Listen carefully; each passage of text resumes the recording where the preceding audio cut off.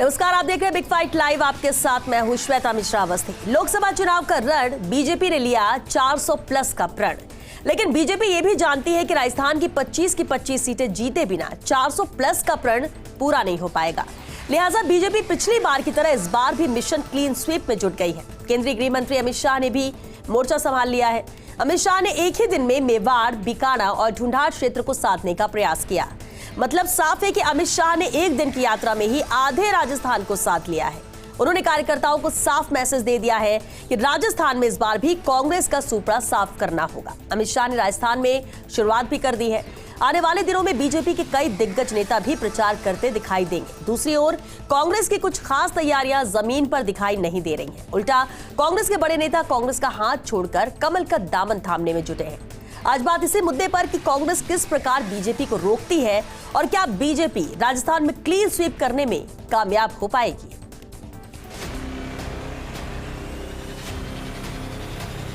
फिर से एक बार हैट्रिक लगाकर 25 की 25 सीटें मोदी जी की झोली में डालनी।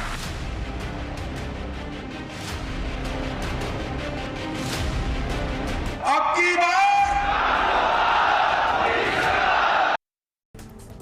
और चलिए इस खास मुद्दे पर चर्चा के लिए खास मेहमान हमारे साथ जुड़ चुके हैं। सबसे पहले उनसे रूबरू करा दें आपको। हमारे साथ हैं बीजेपी नेता पंकज जोशी जी, पीसीसी महासचिव आरसी चौधरी जी हमारे साथ हैं, और साथ ही राजनीतिक विश्लेषक महेश शर्मा जी भी चर्चा में शामिल हुए हैं। स्वागत है आप सभी का बिग फाइट लाइव में।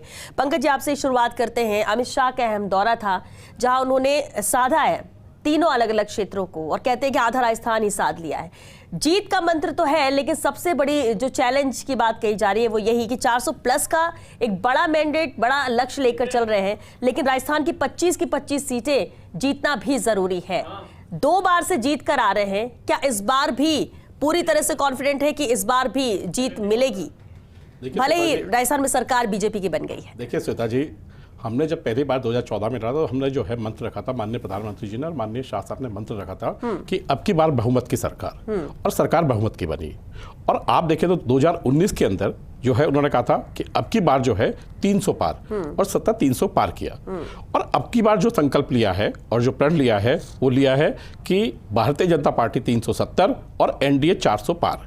तो इस प्रण को भी निश्चित रूप से जो माननीय प्रधानमंत्री जी ने लिया है, माननीय शाह साहब ने जो है लिया है, निश्चित रूप से पूरा का पूरा संगठन और केंद्रीय नेतृत्व इस संकल्प को पूरा करेगा। क्योंकि आप कभी भी देखेंगे भारतीय जनता पार्टी का जो है जो भी संकल्प लिया जाता है वो धरातल पर लिया जाता है, उसके प्रति पूरी की पूरी जो है मेहनत और कार्यकर्ताओं का साथ और सारी चीजें जो हैं वो एक, चाहे उसको आप रणनीति कहें, चाहे आप उसको जो है एक सुदृढ़ जो है संगठन का स्वरूप कहें, ये सब मिला करके किया जाता है। और इसी कारण से जो है हम जो संकल्प लेते हैं उसको पूरा भी करते हैं। देखिए, जीतना चलिए पहले कम सीट थी या नहीं थी, जीतना और उसके बाद उस जीत को बरकरार रखना 2 बार से हो रहा है, तीसरी बार भी, तो ये तो बड़ा चैलेंज है बीजेपी के लिए भी। क्या आपको लगता है कि बीजेपी और ज्यादा इतनी मजबूत है, या फिर उतना भरोसा जनता के ऊपर है, या फिर कांग्रेस पर भरोसा नहीं रहा, ये भी वजह है कि बीजेपी को फायदा मिलेगा? क्या सबसे बड़ी वजह क्या नजर आती है? फिर से 25 सीटें जीतने की बात जो कही जा रही है, खासतौर से क्लीन स्वीप कहा जा रहा है कि राजस्थान में एक बार फिर से। देखिए श्वेता जी, अभी प्रधानमंत्री जी ने जो है राष्ट्रीय परिषद जब बैठक हुई तो कार्यकर्ताओं को संबोधित करते हुए उन्होंने कहा कि हमें बड़े संकल्प लेने होंगे, यदि राष्ट्र को बड़ा बनाना है तो बड़े संकल्प लेने होंगे और बड़े संकल्प को पूरा करना होगा। और इसी कारण से आप देखिए कि जब संकल्प ले जाते हैं तो उनको पूरा करने का जो दायित्व है वो निश्चित रूप से प्रत्येक कार्यकर्ता के ऊपर होता है। और कार्यकर्ता जब राष्ट्रीय नेतृत्व का और प्रदेश नेतृत्व का जब सहारा मिलता है तो निश्चित रूप से पूरा काम करता है और जनता की जो जनभावनाएं हैं उनके अनुरूप करता है। क्योंकि जनता की जनभावना के अनुरूप जो है सरकार का काम होता है, जनता के अनुरूप जो है और राष्ट्र के अनुरूप जो है वो पार्टी का काम होता है। इसलिए हमें कहीं ऐसा नहीं लगता कि हम जो है जो हमने संकल्प लिया है वो पूरा हम करेंगे। और निश्चित रूप से जो है हम जो है 370 जो है भारतीय जनता पार्टी प्लस होगी और 400 जो है एनडीए प्लस करेगा। ठीक है आरसी जी, अब जिस तरह से पंकज जी का भी कहना है कि हमने जो प्रण लिया है, जो लक्ष्य है, कि हमें कहीं से नहीं लगता कि हम उसे पूरा नहीं कर सकते, हम उसे पूरा कर रहे हैं। लेकिन कांग्रेस भी तो खाली नहीं बैठी है, कांग्रेस भी तो पूरी कोशिश कर रही है, तैयारियां कर रही है, ग्राउंड लेवल की बात करें। और हम लोकसभा चुनाव की बात करते हैं, हम सिर्फ राजस्थान की इन 25 सीटों की बात करते हैं। कांग्रेस कैसे बीजेपी को रोकेगी? क्योंकि बीजेपी बार बार कह रही है क्लीन स्वीप, इस बार हैट्रिक होगी, इस बार तीसरी बार भी वैसे ही 25 सीटें जीतेंगे। तो ये जो इनका कॉन्फिडेंस है और ये जो दावे हो रहे हैं, कांग्रेस कैसे इसे रोकने की कोशिश कर रही है? श्वेता जी, भारतीय जनता पार्टी बड़े स्लोगनों और बड़े नारे देने में माहिर है, लेकिन राजस्थान की जनता नहीं, पूरे देश की जनता उनके स्लोगनों और नारे को बहुत खूबी से पहचान रही है। राजस्थान के अंदर प्रधानमंत्री नरेंद्र मोदी जी की गारंटी के नाम से कैंपेन चला है। गारंटी पूर्ववर्ती कांग्रेस की सरकार ने दी थी, लेकिन गारंटियों को लागू करने की मंशा कहां से लाएंगे? गारंटी शब्द तो कांग्रेस का चुरा सकते हैं, लेकिन मंशा कहां से आएगी? आज तमाम जो लोक कल्याणकारी योजनाएं थी जिन्हें भारतीय जनता पार्टी के नेता चुनाव से पहले रेवड़ियां कर रहे थे, आज उनको हाथ पे धकेल दिया, उनके बजट को कम कर दिया, या फिर उनको मर्दप्राय बनाने के लिए इस प्रकार से क्रियान्वित करने का काम कर दिया ताकि प्रदेश की जनता उन्हें भूल ही जाए। मुख्यमंत्री चाहे चिरंजीवी बीमा योजना हो, चाहे ओपीएस हो, चाहे हमारी महात्मा गांधी इंग्लिश माध्यम स्कूल हो, तमाम जो योजनाएं हैं उन्होंने हाथ पे धकेलने का काम किया। प्रधानमंत्री और भारतीय जनता पार्टी के नेताओं ने कहा था कि गारंटी है राजस्थान के अंदर पेट्रोल और डीजल हरियाणा और पंजाब से सस्ता होगा। आज सरकार बने हुए भारतीय जनता पार्टी के इतने दिन बीत गए, लेकिन एक भी शब्द आज तक अमित शाह जी या बीजेपी के किसी नेता ने नहीं बोला। उन्होंने कहा था किसान सम्मान निधि 12,000 रुपए करेंगे, नहीं कि आज भी किसान ठगा हुआ महसूस कर रहा है।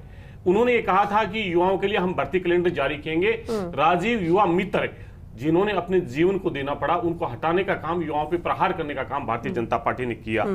अगर गेहूं की एमएसपी 27 रुपए करने की बात कही थी, उसे भी 125 रुपए बोनस के रूप में जोड़ने का काम किया। इसलिए भारतीय जनता पार्टी का जो छलावा है वो राजस्थान की जनता समझ रही है। अब ये कह रहे हैं कि हमारा जो संकल्प है 370 है। आखिर अमित शाह जी आज 3 जगह पे गए, कार्यक्रमों के नाम अलग अलग रखे, लेकिन अमित शाह जी के फोकस पे जो 3 चीजें रही, चाहे पाकिस्तान की बात हो, चाहे यहाँ पे प्रबुद्धजनों के सामने अगर राष्ट्र को और मुल्क को कहते हैं कि पाताल से हमने शीर्ष पे पहुंचाने की बात हो, हर जगह जिस प्रकार से वो हाथ पे धकेलने का जो काम करें वो हम सब ने देखा। उदयपुर के अंदर अमित शाह जी ने एक भी बार कन्हैयालाल के परिवार का नाम नहीं लिया, जिनकी निर्मम हत्या की थी, और उनको एनआईए को जांच दी। आज भी उनके बच्चे नंगे पांव इसलिए घूम रहे हैं कि उन दरिंदों को जो भारतीय जनता पार्टी के कार्यकर्ता थे सजा मिले, लेकिन उस पर एक शब्द नहीं बोला। अमित शाह जी बार बार बात करते हैं पुलवामा के शहादत की। पुलवामा की शहादत पे तात्कालीन जो राज्यपाल थे उन्होंने जो स्टेटमेंट दिए उसके ऊपर एक बार भी नहीं बोला, लेकिन वो शहादत पे फिर करेंगे। और 2019 में उसी शहादत के सहारे उन्होंने अपनी नेत्रणी पार की थी, और हिंदुस्तान की 142 करोड़ आबादी अपने मुल्क के लिए उसी प्रकार से तैयार खड़ी है। शहादत को आधार बताया कि इसके अलावा कुछ किया ही नहीं था, जनता सिर्फ उसी वजह से ही 2019 में वापस इन्हें लेके आई। श्वेता जी, भारतीय जनता पार्टी का जो बैनर था, भारतीय जनता पार्टी के झंडे पे कमल नहीं था, 40 हमारे शहीदों की फोटो थी।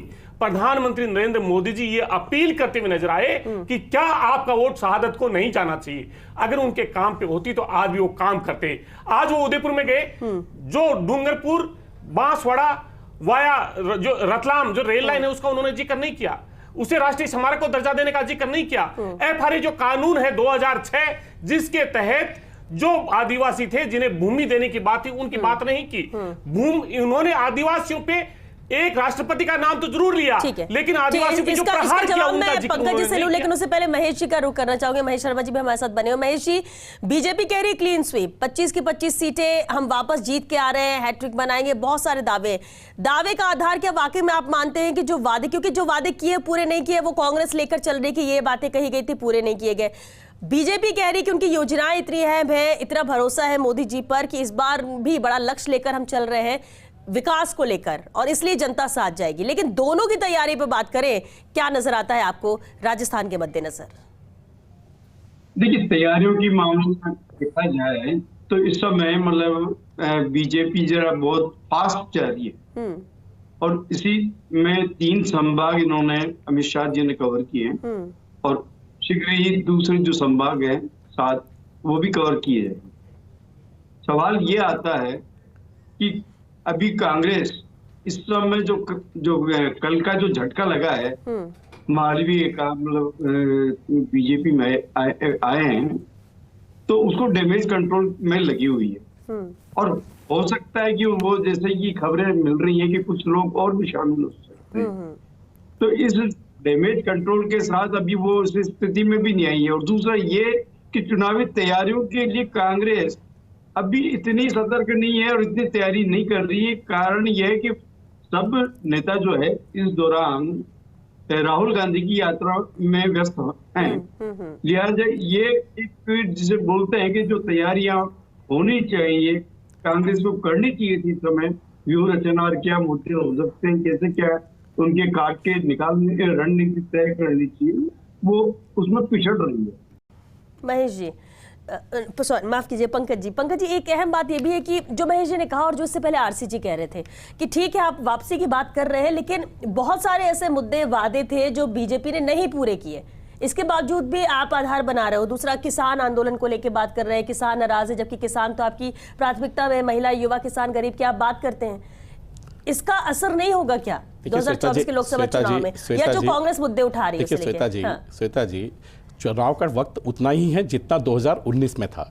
18 में इनकी सरकार आई थी, जिसके मुख्यमंत्री जो थे इनके जननायक थे, और जननायक जो है अपने बेटे तक को नहीं बचा पाए, अपने बेटे तक की सीट को नहीं बचा पाए। 25 की 25 सीट भारतीय जनता पार्टी ने जीती है ना। तब भी जो है आप देखिए कि उस टाइम पर भी जो है इन्होंने कितने सारे प्रोपेगेंडा खड़े किए थे। और जिस तरीके से कह रहा हूं कि जब जब कांग्रेस जो है हमारे शहीदों का अपमान करती है, लगातार इस बात की लगातार है, आप कभी भी देख लीजिए। मुझे बताइए एयर स्ट्राइक पे प्रश्न किसने उठाया था? आज बताइए किसी देश ने प्रश्न उठाया है ना? कभी भी कोई बात होती है तो जाके खड़े किसके साथ होते हैं? चाइना के साथ। कभी बात होती है तो खड़े किसके साथ होते हैं? पाकिस्तान के साथ, है ना। इनको देश की एजेंसीज पे विश्वास नहीं है, देश की सेना पर विश्वास नहीं है। आप देखिए कि जब एयर स्ट्राइक हुई थी तब सेना के जो प्रवक्ता थे उन्होंने आकर के कहा कि हमने इतना किया, ये किया, लेकिन आप देखिए कि इन्होंने क्या क्या चीज कही। मुझे आज क्योंकि उसके ऊपर जो है सब कुछ हो चुका है, मैं आज नहीं कहना चाहिए। अभी आदिवासी की बात कर रहे थे, मेरे हमारे मित्र आदिवासी की बात कर रहे थे। आदिवासी पे कल ही जो है आप देखें कि पीसीसी चीफ, जो एक प्रदेश का चीफ होता है, उन्होंने कहा कि उनके जाने से हम मजबूत होंगे। आप देखिए, सोच देखिए आप, उन्होंने कहा कि उनके जाने से कांग्रेस जो है और मजबूत होगी, और उन्होंने कहा कि वो जो है स्वार्थी हैं। उन्होंने खुद ने जब उन्होंने कहा कि हम जो है वागड़ की जो है विकास की बात करते हैं, और तो और मैं अभी जो है इन्होंने नाम नहीं लिया, और तो और देखिए, और तो और नहीं खास देखिए, अभी मैं कह रहा हूं, ये कह रहा हूं ना, देखिए मैं कह रहा हूं, मैं यही कह रहा हूं, मैं यही कह रहा हूं, देखिए नहीं मैं कह रहा हूं, देखिए नहीं देखिए मैं कह रहा हूं, देखिए मैं ये कह रहा हूं ना कि आज तक कांग्रेस में कितने टुकड़े हुए भाई, क्यों हुए टुकड़े? ये अलग हो सकता है, किसी दिन डिबेट करेंगे तो आप सामने आ जाएगा। अभी दूसरी बात, आप मुझे बताइए कि अभी जो है उन्होंने एक बात कही कल जो है मालवीय जी ने, है ना, कि राम मंदिर पे जाने के लिए रोका गया। अदरवाइज पता नहीं था, लेकिन इतने बड़े नेता जो सीडब्ल्यूसी के, क्योंकि कल इनके प्रवक्ता कह रहे थे कि सीडब्ल्यूसी जो है इतनी बड़ी चीज होती है कि उसको जो है उससे नवाजा गया, उसके बाद भी छोड़ चले गए। मैं कह रहा हूं कि जब सीडब्ल्यूसी के नेता जो है कह रहे हैं, इसका मतलब कांग्रेस के आला कमान ने कहा कि आपको राम मंदिर में नहीं जाना है, और इंटरनल कहा, इसलिए उन्होंने जाकर के जब वो चेंज हुए तो उन्होंने कहा कि राम मंदिर में जाने से हमें रोका गया। तो ये जब स्थितियां होंगी, और अभी जो है सरकार आई है, अभी तो देखिए आपने तो 5 साल में जो गारंटी की बात कर रहे थे, मुझे बताइए कि आपने तो बड़ी बड़ी गारंटियों के इतने बड़े रथ चला दिए, 125 करोड़ के आपने जो है वो बांट दिया, लेकिन आपकी गारंटी जनता ने फेल कर दी ना भाई। गारंटी किसके लिए थी? जनता के लिए थी ना। जनता का मैंडेट आ गया, उसके बावजूद भी जो है उसको जो है जुटाना, क्योंकि जनता के मैंडेट को भी जुटलाना कांग्रेस का हमेशा से रहा है। लेकिन विधानसभा चुनाव की बात की आपने, ठीक है परिणाम आपके फेवर में, लेकिन इसके बाद जब उपचुनाव हुआ तो वो तो कांग्रेस के फेवर में वो सीट चली गई, वो सीट गई। कांग्रेस तो उसको लेकर भी है कि भाई अगर जनता को बदलाव ही चाहिए होता तो उस सीट से भी वो अपने कैंडिडेट को भेजते, बीजेपी के कैंडिडेट को, जिसका मंत्री अनाउंस कर दिया गया था। मैं क्या कर रहा हूं आपको, देखिए दो बड़ी चीजें। पिछली बार भी आपने देखा जब उपचुनावी जीते थे, है ना, तब इन्होंने कहा था कि अब की बार 156, हमने तो नहीं कहा था, इन्होंने कहा था 156, और 156 लेकर के आए थे। क्या हालत हुई? 56 पे आ गए ना, 10 ज्यादा मान लीजिए, 56 से 10 ही बढ़े ना, बाकी 90 तो माइनस हो गए ना। तो मैं यही कह रहा हूं कि ये जो चीजें हैं कि लगातार जो ये कहते हैं, भारतीय जनता पार्टी लगातार चुनाव को और संगठन को लगातार वक्त देती है, लगातार देती है, चुनाव में नहीं। आप यदि आप कभी देखेंगे तो अमित शाह जी के लगातार अभी पूरे 4-5 साल या उस टाइम देखेंगे तो लगातार दो। एक और बात कहता हूं, जब इन्होंने अभी 2 महीने सरकार को है, मैं कह रहा हूं ईआरसीपी का मुद्दा इन्होंने उठाया था ना। ईआरसीपी का मुद्दा कितने दिन में सॉल्व हो गया है? अभी ये वैट की बात कर रहे थे, आज खुद जो है गृह मंत्री जी ने कहा ना कि वैट भी जल्दी ही कम कर रहे हैं। तीसरी बात आप देखिए, है ना, यमुना नदी का पानी का, मुझे बताइए कितनी बार सरकार ऐसी रही कि जहां केंद्र में इनकी सरकार थी और राजस्थान इनकी सरकार थी, लेकिन कभी कर पाए? हरियाणा में इनकी सरकारें थी, हमारी तो दूसरी बार है, इनकी सरकारें थी, लेकिन नहीं कर पाए। क्यों? क्योंकि इनकी जो है नियत और नीति जो है वो ठीक नहीं है। लेकिन उनका ये कह रहे थे कि जब दोनों राज्यों में अलग अलग सरकार थी इसलिए यहाँ पर बहुत सारा टाइम रहा। यमुना मुद्दा तो बहुत टाइम इनका रहा, और मुझे बताइए कमलनाथ की और अशोक गहलोत की सरकार ने नहीं थी क्या? तब से हो गया था ईआरसीपी में। ठीक है, ये तो झूठ बोलने की आदत है। चलिए ठीक है आरसी जी, अब 2 महीने की बात करें या 100 दिन की बात करें, हमने क्या क्या किया, बड़े फैसले लिए, सब कुछ ठीक है। कांग्रेस भी नया यात्रा राहुल गांधी निकाल रहे हैं, नेता सब उसमें से, लेकिन उससे भी ज्यादा इतर ये भी जरूरी है ना कि अपने अपनी लोकसभा क्षेत्र में कौन सा कैंडिडेट है, क्या काम है, ग्राउंड लेवल तक कैसे कार्यकर्ता काम कर रहे हैं, जीत के लिए क्या रणनीति बनाई जा रही है। क्या वाकई में कांग्रेस उस पर भी फोकस कर रही है? क्योंकि कांग्रेस फोकस तो करती है, करना चाहती है, लेकिन तभी महेंद्रजीत मालवीय हो या फिर इस तरह से और दूसरे नेताओं की चर्चाएं हो रही है और कहते हैं लोकसभा तक और भी लोग निकल जाएंगे, बीजेपी में शामिल हो जाएंगे। नुकसान तो कांग्रेस को होगा इससे, भले आप एक्सेप्ट करें या ना करें। श्वेता जी, मैं कहना चाहूंगा कि कांग्रेस पार्टी के जो प्रदेश प्रभारी हैं, प्रदेश अध्यक्ष हैं, नेता प्रतिपक्ष हैं और तमाम पार्टी के जो नेता हैं, आप और सब जानते हैं कि लगातार प्रदेश अध्यक्ष ने बीच में विधानसभा का सत्र आया, उससे पहले हर लोकसभा क्षेत्र के अंदर जाके कार्यकर्ताओं से संवाद का कार्यक्रम लगातार चल रहा है। 8 लोकसभा क्षेत्र के अंदर पहुंचे हैं और 22 तारीख से पुनः ये कार्यक्रम चल रहा है।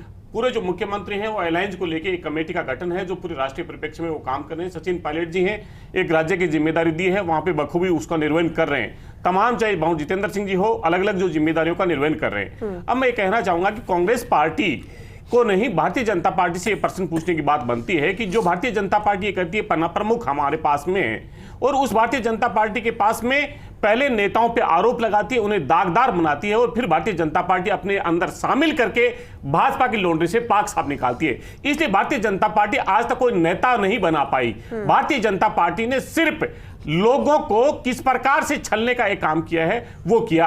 आज उदयपुर के अंदर जाते हुए अगर अमित शाह जी के पास में कांग्रेस के नेता को दिखा के अगर वो दम भरते हैं तो ये कांग्रेस पार्टी का जो कार्यकर्ता प्रतिबद्ध है इस विचार को लेके, वो सबसे महत्वपूर्ण है। उन्होंने कहा राम मंदिर का जिक्र किया, जब वो CWC के सदस्य थे तब उन्होंने ये बात नहीं बोली। भारतीय जनता पार्टी के मंच पे जाने के बाद में, भारतीय जनता पार्टी की सदस्यता ग्रहण करने के बाद में, भारतीय जनता पार्टी के नेताओं के कहने पे उन्होंने जो वक्तव्य दिया, ये तो आप और सब जानते हैं कि जब हमने स्टेटमेंट जारी किया हमारे नेताओं ने कहा कि जिसकी जब मर्जी है वो जाएगा, और कई नेता हमारे गए और जब हमारे नेता मंदिरों में जाने का काम कर रहे थे उन्हें रोका गया।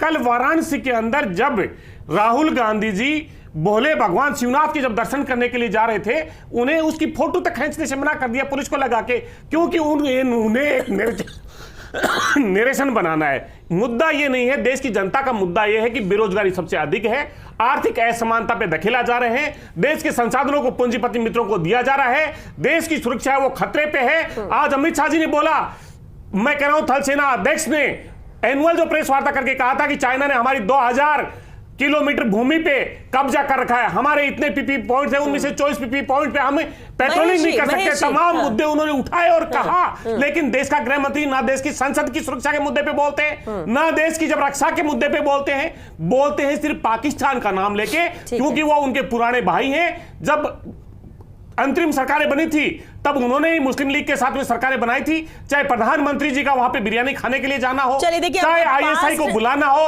चाहे पाकिस्तान को जो फैसला लिया गया उसका कितना असर बीजेपी की सरकार ने प्रेजेंट और फ्यूचर में होता है ये भी अहम है। लेकिन महेश जी आरसी जी जो बात कह रहे हैं, महेश जी आरसी जी जो बात कह रहे हैं, जिन मुद्दों के जिक्र कर रहे हैं, समझना ही चाहेंगे कि इन चुनाव में, लोकसभा चुनाव में जनता के बीच में क्या प्रभावी रहेगा, क्या असरदार ज्यादा रहेगा? क्योंकि कांग्रेस के पास बहुत सारे मुद्दे हैं कि क्या क्या वादे किए गए, क्या नहीं पूरा किया गया, कौन सी जरूरतें जो होनी चाहिए, जिस पर बात होनी चाहिए वो नहीं हो रही, बहुत सारी चीजें अभी आरसी जी भी कह रहे हैं और कांग्रेस के प्रवक्ता हमेशा कहते हैं चर्चाओं में भी। बीजेपी के अपने अलग दावे होते हैं, लेकिन सवाल ये उठता है कि जनता पर इंपैक्ट किस चीज का पड़ेगा चुनाव में?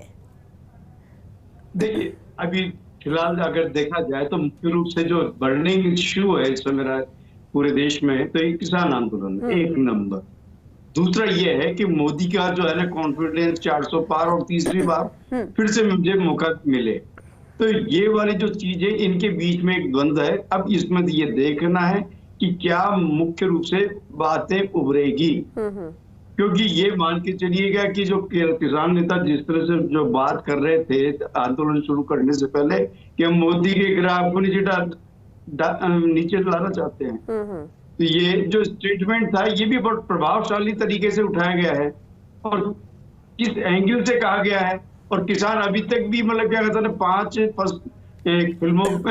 किस्मों पे जो समर्थन मूल्य की वो क्या MSP की घोषणा होने के बाद में भी समर्थन सहमति होने के बाद में भी अभी तक नहीं हटे हुए, तो कहीं ना कहीं ये किसान आंदोलन भी एक भूमिका निर्णायक साबित कर सकता है इस मामले में। ठीक है, क्योंकि वक्त भी खत्म हो रहा है। पंकज जी, कितनी गंभीर सरकार है इस किसान आंदोलन को लेकर, कैसे इसे खत्म करने की कोशिश की जा रही है? अहम है ये, चुनाव से पहले ये सब चीजें खत्म होनी चाहिए। देखिए, बिल्कुल आपने कहा कि जो है किसान आंदोलन पर लगातार बात हुई, केंद्र सरकार बिल्कुल उन किसानों के साथ में है और आपने बहुत सारा देखा भी होगा। पिछली बार भी देखिए कि ये दूसरी बार आंदोलन है, पिछली बार भी जब बात हुई थी तो मैं कह रहा हूँ किसानों की जो स्थितियां हैं वो पहले से ज्यादा सुधरी हैं। आप मुझे बताइए कि चाहे आज जो यूरिया थे यहाँ के मुख्यमंत्री, सुन जाइए 2 मिनट 2 मिनट दो मुख्यमंत्री मुझे बताइए, अरे सर मुझे बताइए, मुख्यमंत्री के खुद के भाई जो हैं मुझे बताइए, अरे भाई आपके बात तो रोका था ना, भाई आपको कभी रोका था क्या? मुझे बताइए आपको रोका था क्या? लेकिन मैं कह रहा हूं आज प्रधानमंत्री ने भरोसा दिलाया था, प्रधानमंत्री ने गारंटी दी थी। अरे भाई स्वामीनाथन को आज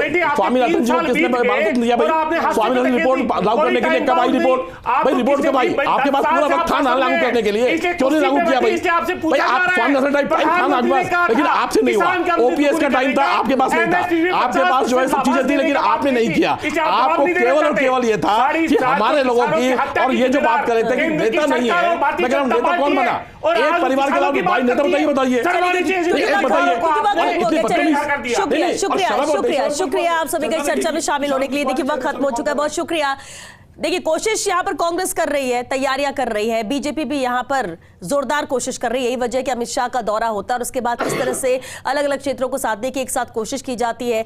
जीत का मंत्र देकर जाते हैं और 25 की 25 सीटें जीतना ही यहाँ पर टारगेट है। दूसरी तरफ कांग्रेस भी यहाँ पर कोशिश कर रही है, लेकिन सबसे अहम है कि सिर्फ मुद्दे उठाने से तो नहीं बात बन पाएगी। आप मुद्दे उठाएंगे, जनता के बीच भी जाएंगे, लेकिन आपकी बातों का असर जनता पर हो, फिर वो चाहे बीजेपी हो या कांग्रेस हो, असर हो, और वो असर इतना हो कि वोटों में तब्दील हो और तब परिणाम उस फेवर में आए। तब समझ में आएगा कि आखिर इन 25 सीटों में जो हक जता रहे हैं या किसके कैंडिडेट जीत कर आते हैं, जनता किसके साथ जाती है। लेकिन उससे पहले जो कोशिशें होनी चाहिए, बीजेपी भी पूरी जोर तरीके से कर रही है नजर आता है, और कांग्रेस भी इधर कहीं ना कहीं कोशिश कर रही है कि बीजेपी को रोक सके। और 25 में से अगर एक सीट भी आती है तो भी वो कांग्रेस के लिए प्लस है, क्योंकि 2 बार से लगातार 25 सीटें बीजेपी के खाते में जा रही है। अब देखना होगा कि तीसरी बार बीजेपी हैट्रिक बना पाती है या कांग्रेस कुछ यहां पर कर पाएगी, अपनी सीटें जीत कर ला पाती है, जनता के बीच में अपना भरोसा कायम कर पाती है। चलिए इसके साथ बिग फाइट टाइम में आज के लिए बस इतना ही।